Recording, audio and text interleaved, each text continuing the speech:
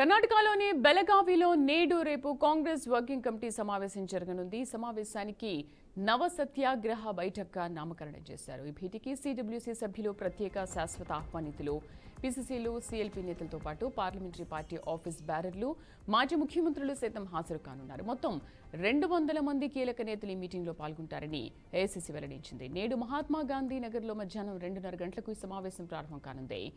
రేపు ఉదయం 11:30 గంటలకు ఏఐసీసీ సభ్యులు, పార్టీ కార్యకర్తలతో జై బాపు, జై భీమ్, జై సంవిధాన్ ర్యాలీ నిర్వహించేందుకు సన్నాహాలు చేస్తున్నారు.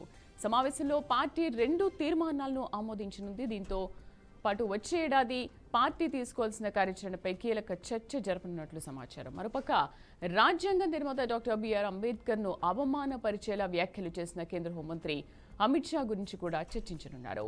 సిడబ్ల్యూసీ 100 ఏళ్లు పూర్తవుతున్న సందర్భంగా ఈ ప్రత్యేక భేటీని కాంగ్రెస్ అధిష్టానం నిర్వహిస్తోంది.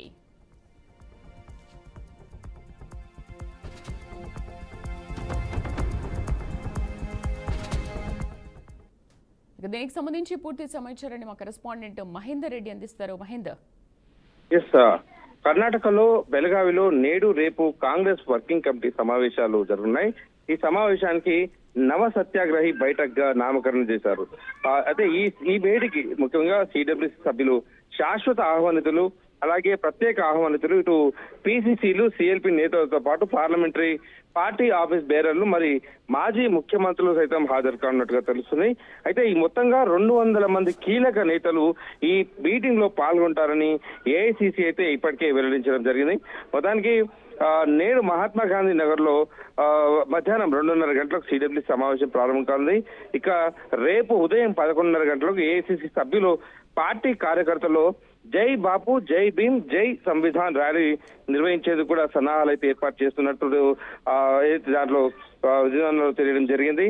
సమావేశంలో పార్టీ 2 తీర్మానాలను ముఖ్యంగా ఆమోదించుకున్నట్టు కూడా సమాచారం అయితే అందుతుంది. మొదటగా దీంతో పాటే వచ్చే ఏడాది పార్టీ తీసుకోవాల్సిన కార్యాచరణపై కూడా కీలక చర్చ జరుపుతున్నట్టుగా సమాచారం తెలుస్తుంది.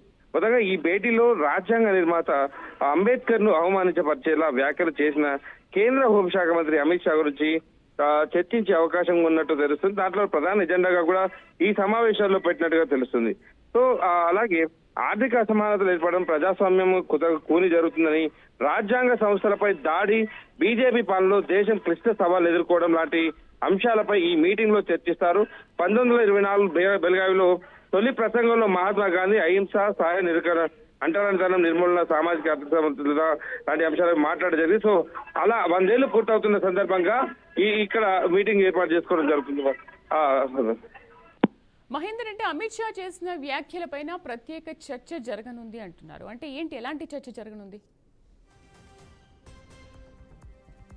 Right Mahender, thank you.